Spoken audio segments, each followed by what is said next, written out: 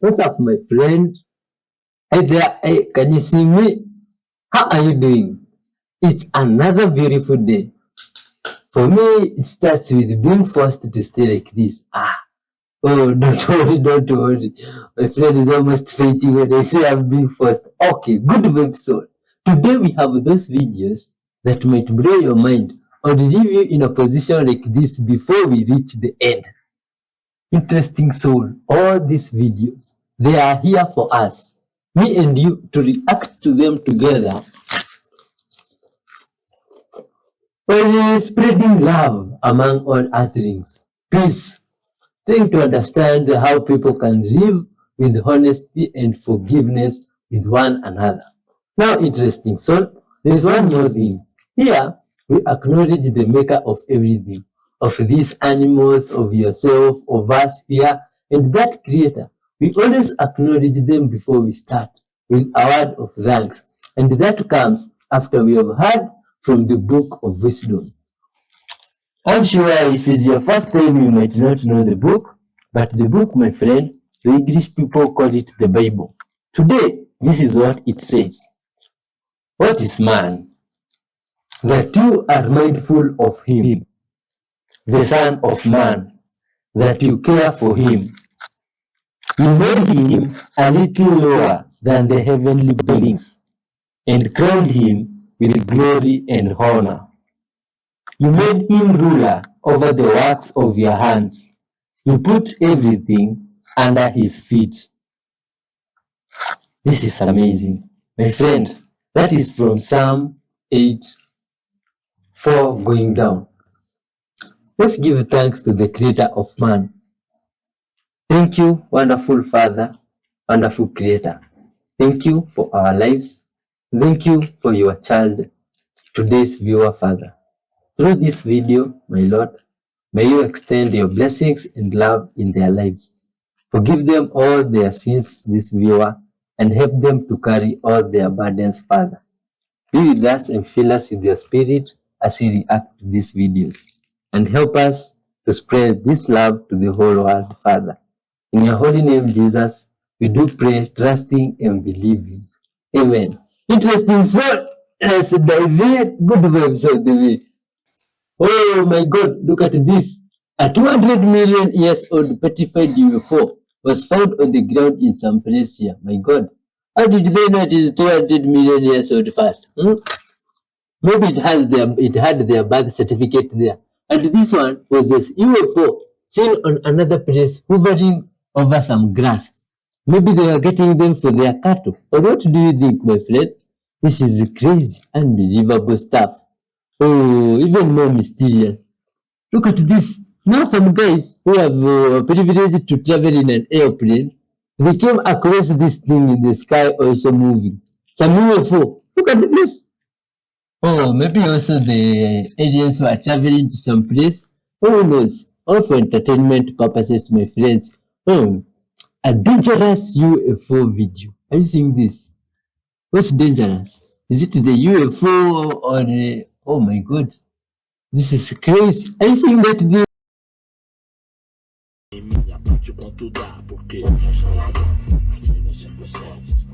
You know that your heart actually breaks when you go through a breakup?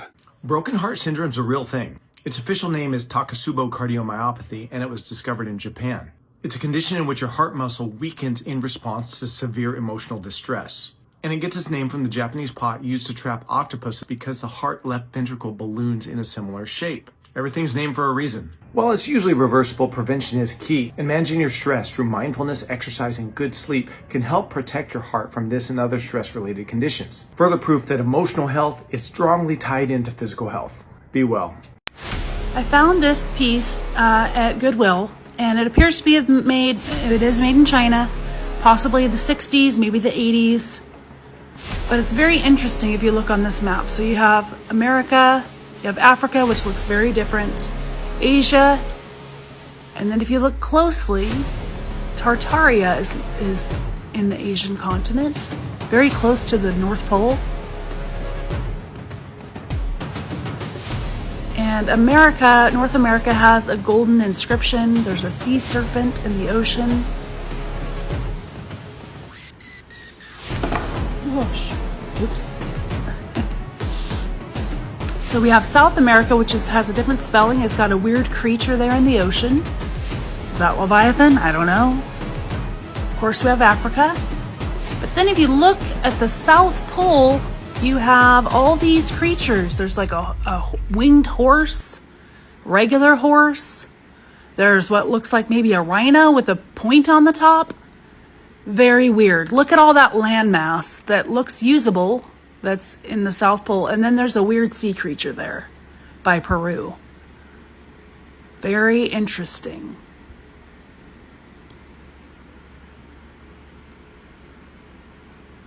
If you ever catch the clock at 11:11 or spot repeated numbers like 222 everywhere you look, then you should know that these aren't just coincidences, they're messages in the form of angel numbers, and they could be guiding you on your life's journey. So, what are these numbers telling you? Well, let me take you into the fascinating world of angel numbers, where each sequence might just hold the key to what you need in that exact moment. Angel numbers like 111, 222, or 333 can pop up in all kinds of places. Maybe you see 111 when checking the time, or notice a receipt totals up to $22.22. These moments might seem random, but they could be affirmations that you're on the right path, or even subtle nudges to pay closer attention to your surroundings.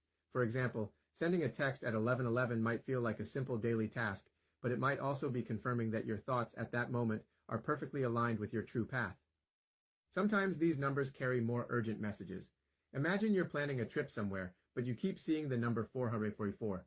This could be a warning from your angels, hinting that now might not be the right time for that particular journey. And it's not just about warnings or confirmations. These numbers can appear to remind you to stay focused, listen deeply, and stay aligned with your intuition. They often show up exactly when you need them, guiding you towards opportunities and growth. Connecting with these numbers can feel like unlocking a secret language that's uniquely tailored to you. Each time you encounter these numbers, take a moment to consider what you were thinking or feeling. It might just provide the clarity or assurance you needed. So, are you ready to start spotting these angel numbers and decode their meanings for your life? Have you ever noticed these sequences before? Share your experiences, and let's explore the magic of angel numbers together. Are you sleeping like this every single night, 7 to 8 hours? And of course you're gonna get wrinkles. Of course your face is gonna be saggy. Of course you're gonna get asymmetrical face. So if you want to know how to be able to sleep on your back, stay tuned. Let me introduce 3 tips to achieve that habit. But before that, let's talk about why you don't want to do asymmetrical sleeping. I mean the side sleeping. Side sleeping is not always bad. Sometimes you need to do it because you're pregnant or because you're injury or something like that.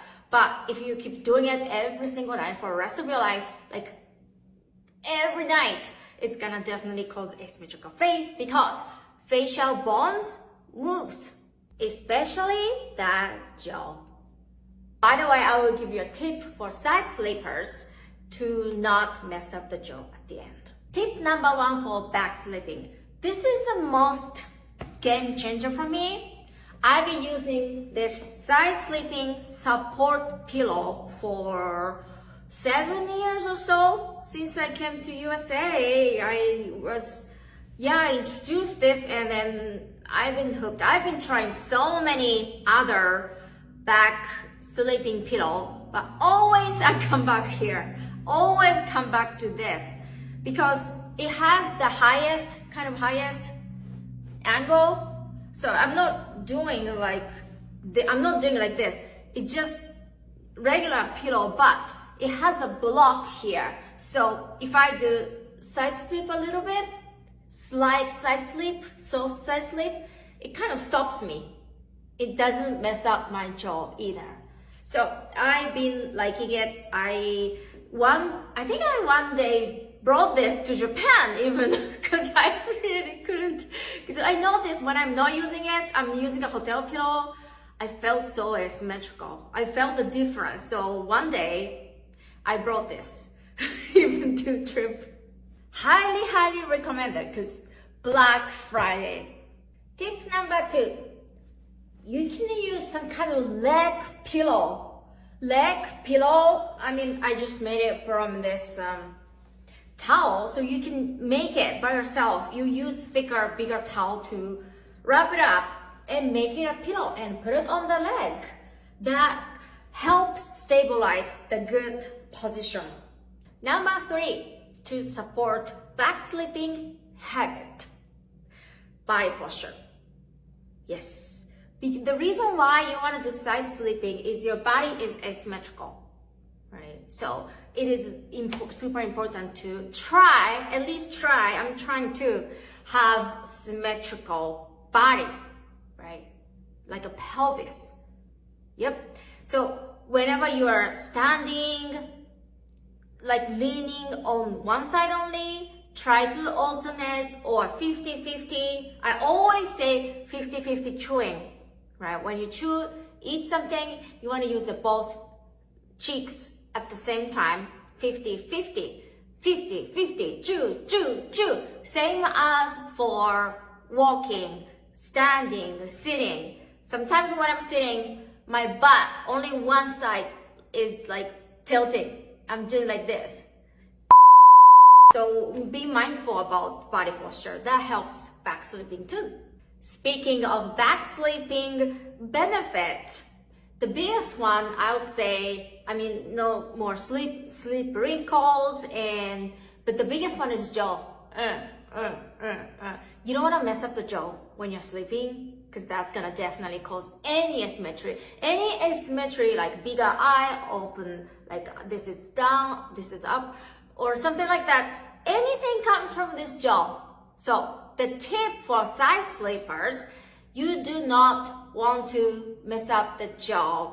So you can put their pillow on here, not here, if you want to side sleep. And I do side sleep too, sometimes. Yep. But soft side sleep is good. Okay. Hard side sleep is like all the way up and causing the wrinkles. That's not good, especially if you're messing up the jaw here. It's gonna like this. So you want to put the pillow here, not here. Yep. And other tip can be side sleeping pillow. There is pillow for side designed for side sleepers, so you don't want to mess up the face. So that's highly recommended too. Another benefit of back sleeping is gravity. Right now, I am receiving gravity, so everything is saggy. That happens for anyone. But if you sleep up, you get 0 gravity, which is amazing. But if you do side sleeping, you still get some kind of gravity. If you can choose, try back sleeping. Again, a little bit is fine. But if you do a lot of side sleeping, put the pillow on here, not here.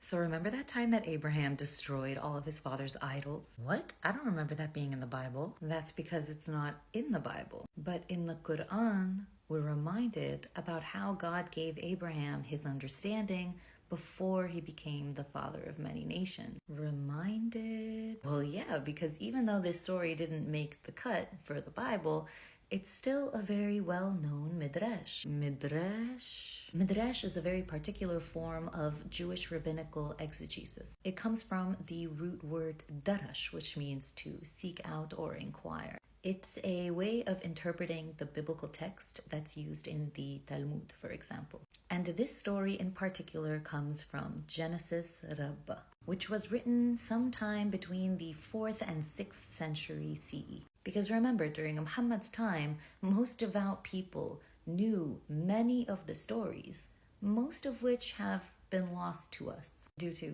censorship and priests deciding what is and isn't necessary for us to know.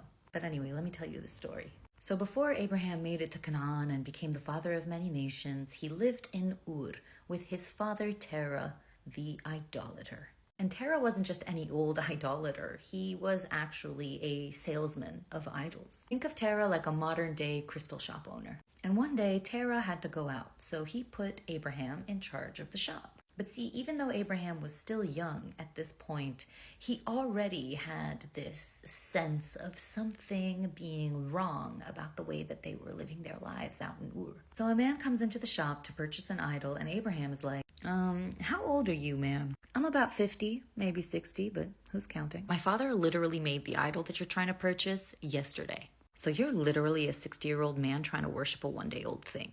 I said I was 50, but whatever. And feeling ashamed, the 50/60-year-old man left. Then a woman came into the shop carrying a basket of flour. Hey, Abraham. How's your mom? How's your dad? Tell them I said hi. And listen, could you take this basket of flour and give it up as an offering to the gods? So Abraham is like, sure, they say hi too, be well, have a good day. When she's gone, Abraham takes a stick and smashes all of the idols except for the biggest one and puts the stick in its hand. Now when his father comes back, he is completely distraught. Abraham, what in the world happened here? Who destroyed all of my idols? And Abraham, trickster that he is, goes, now you know me, father, I would never hide anything from you.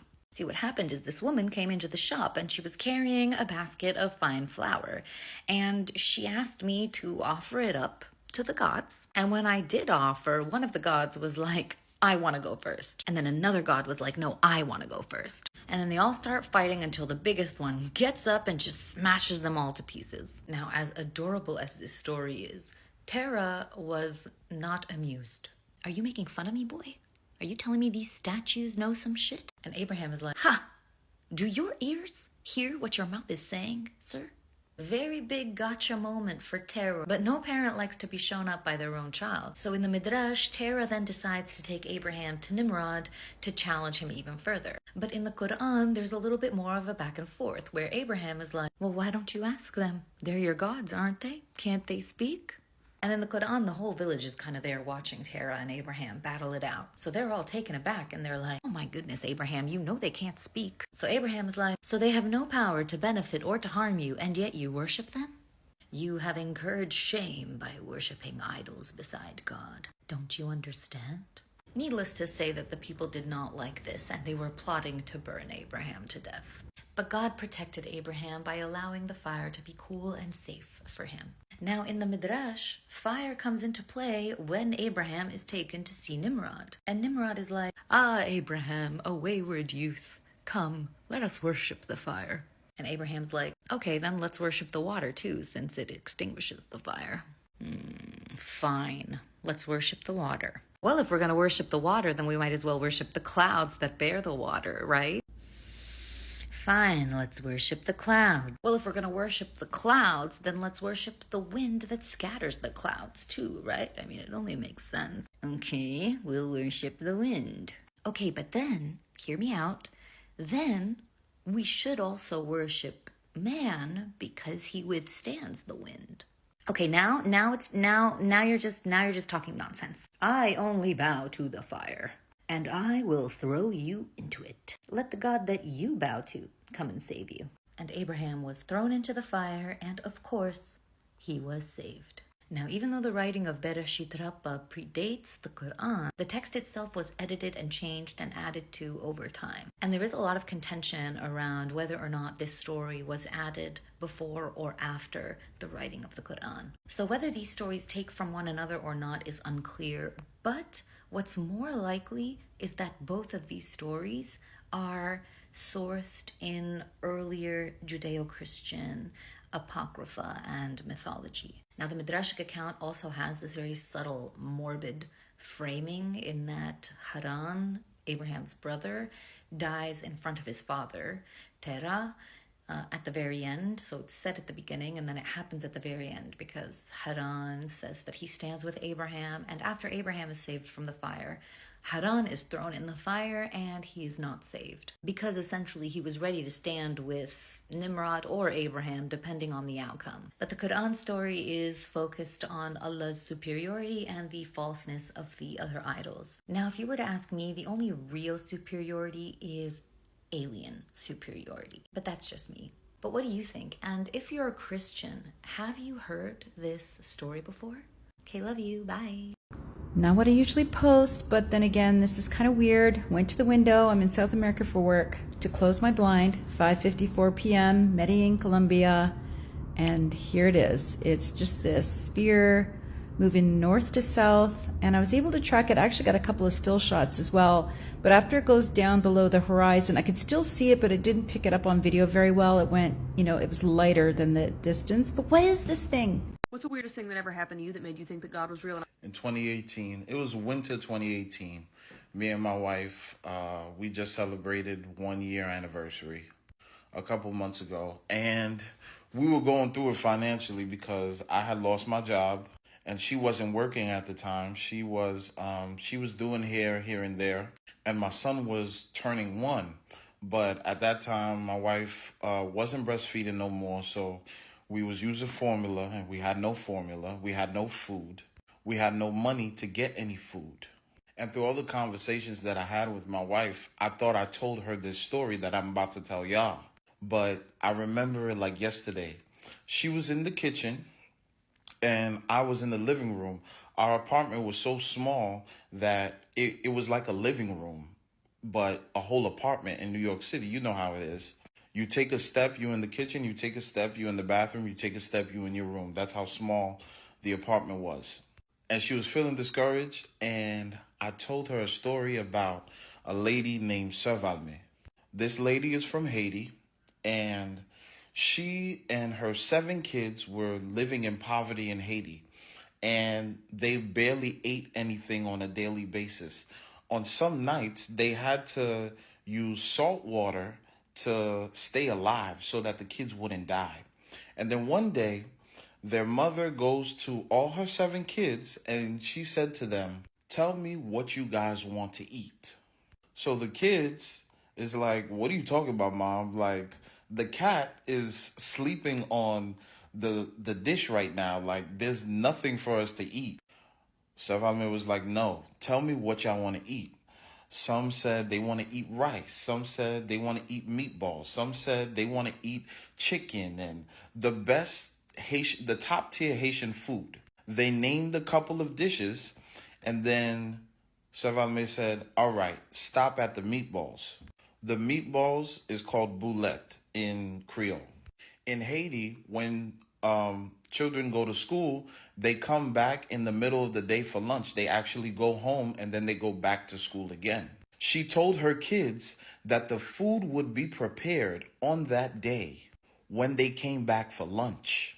Now, at this point, her kids is like, "Oh, nah, this lady's crazy," because we never have food. So she is tweaking. So they're making fun of their mother and all that. Like, yo, this lady's crazy. Now, fast forward, they get back home and there's no food there. So now, Servalme, she actually fixes the table. And when she fixes the table, she tells everybody to hold hands to pray over the food that is not there. Now, when she prays over the food that is not there, all the kids are looking at each other like, yo, she is tweaking. She starts to pray. She said, "God, thank you for the rice. Thank you for the chicken. Thank you for the meatballs. Thank you for everything." She basically starts naming the food back to back to back.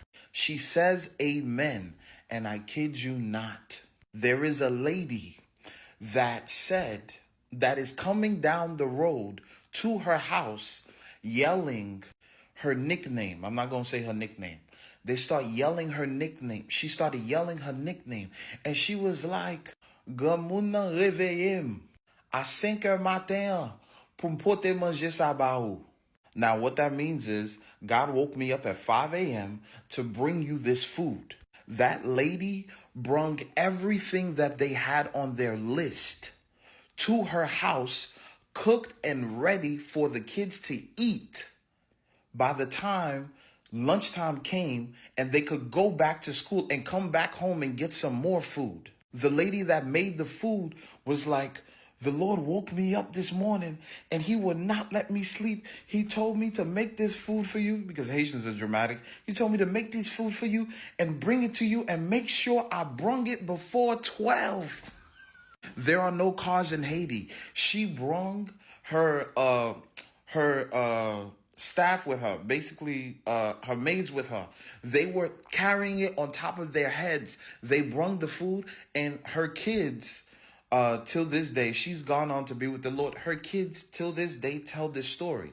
I told my wife this story in our living room, and her faith got boosted so much, it brought so much encouragement that she was like, oh my God, Harry, you never told me this. And I was like, wow. But yeah, I believe the Lord. He will provide for us. We will have food.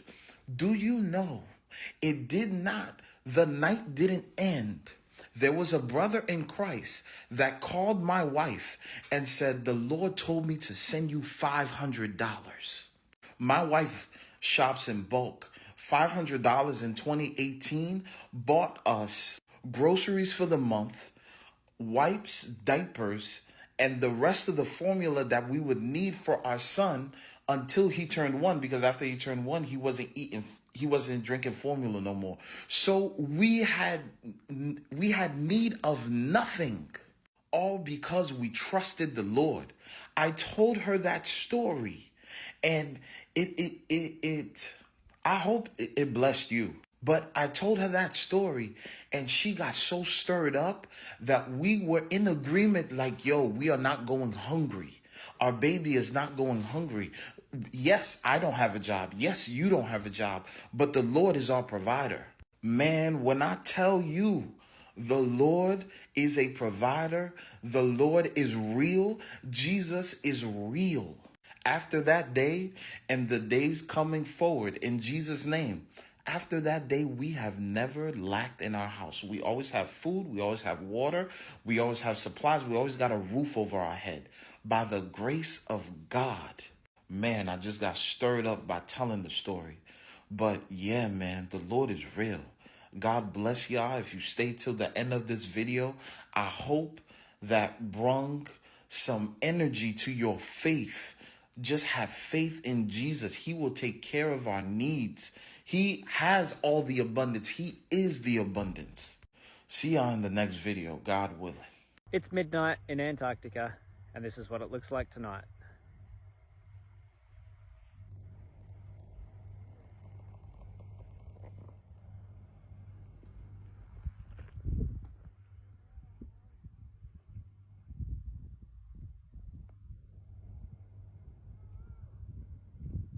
When a woman has a father wound, it can manifest in a variety of different ways. Here's one that I observe often.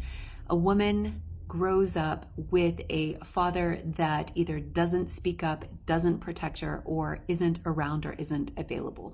So the nurturing, protective energy of the masculine is absent in her life and in her psyche. As a result, what can happen is that she can overcompensate, and she can become the masculine energy and lose faith in the ability of the men that she chooses to actually embody that. So she can actually be very frustrated, where she wants somebody to be a partner and wants somebody to protect her, but is feeling as though that they're not capable or they're not able to for whatever reason. So she automatically steps up and plays this role, and sometimes gets caught in this prison of disconnect, feeling as though all of the partners that she's choosing are not living up to her standards. She can also be very dominating, and she can become very intimidating, and she can be very almost controlling in the relationship, where she's driving and making all of the decisions. And she can preferentially choose a partner that actually prefers that dynamic. Perhaps they have a complementary mother wound, or they could also have a father wound and have abandoned their own masculinity, because I see this in men as well, where they're just so appalled by the masculine example that they grew up with that they take that part of themselves and they just bury it, because they don't know how to constructively channel that type of energy. So what happens is they sort of take a part of themselves and hide it away. And as a result, that creates an imbalance in the polarity of the masculine and feminine energies. And so they will be preferentially attracted and drawn to a very strong woman who is overcompensating. And both of them can actually feel that the relationship is not hitting what they really, really want, but it's hitting what they need. So it can feel comfortable and it can inspire this sort of like complacency, but both of them could actually lose respect for the other partner, lose the attraction for them over time, or they can end up sometimes having affairs or stepping out because they don't actually really resonate at the full self level. What they need to do is they need to expand their understanding of how to be present energetically in a relationship. And so they need to learn, the women need to learn how to surrender to a man if that's what they really desire. And they need to shift the polarity, but to do that, they have to be able to trust. And so that's where the personal work is learning how to trust the masculine. Again, there are actually many ways that a father wound can show up. It can also show up in electing partners that preferentially treat them horribly or aggressively, or leave them and abandon them at, moments that are very inopportune. And so they're constantly running after and chasing after an unavailable masculine partner, and then wanting to surrender to the wrong types and not picking the ones that will actually treat them the way that they deserve to be treated, because they don't understand how to select a partner like that. Why is no one talking about how there was a giant Switzerland-sized hole discovered in Antarctica and scientists were told not to fly over it or bother it? I mean, this hole was absolutely massive, and it makes me believe what Admiral Byrd said about Antarctica being a place to go to get into a whole world inside the ice. They told us that we are never, ever to fly over that hole, and we are never to discuss it again. What's that about? And does that have anything to do with all these other pieces that keep emerging? That there might be something archaeological. I can never get over Admiral Byrd's stories about Antarctica, and I think he was 100% correct with his hypothesis, and I think his journal was actually true, despite what they try to tell us. In Admiral Byrd's secret diary, he was obsessed with the North Pole, and his findings were that of something you wouldn't expect from such an esteemed general. He had multiple expeditions, but his final one to the pole was in 1927, and it was explosive. Now, in these books, he alleged some of the craziest information, that he went into a hole in these Antarctic sheets and emerged a whole entire world. This is the actual book where he literally said that he went through a portal-type hole in the Antarctic ice. Now, here we are in 2024, and they're saying that these holes are real and they have names. Till this day, it is extremely hard to get clearance because there is no access to Antarctica if you're not higher up. I know what's in those ice sheets, and I might just say it's a base of some sort.